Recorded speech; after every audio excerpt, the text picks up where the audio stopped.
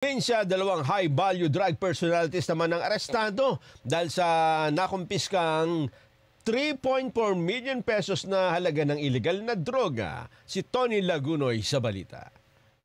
Dalawang lalaking high-value drug personalities ang ngayon ay nasa kustodiya na ng PDEA Regional Office 4A Detention Facility sa Santa Rosa City, Laguna dahil sa 3.4 million na halaga ng illegal na droga ang nakumpiska sa kanila sa isinagawang bypass operation na pinagsanib na operatiba ng PDEA Regional Office 4A Special Enforcement Team 1, PDEA National Capital Region Manila District Office at ng PNP Police Station 5, Manila Police District sa isang kilalang mall sa Maynila.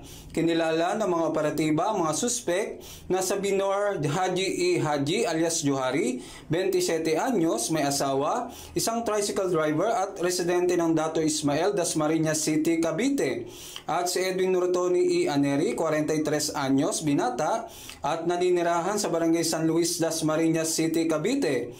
Mahigit kumulang na 500 gramo na suspected shabu ang nasamsam sa dalawa.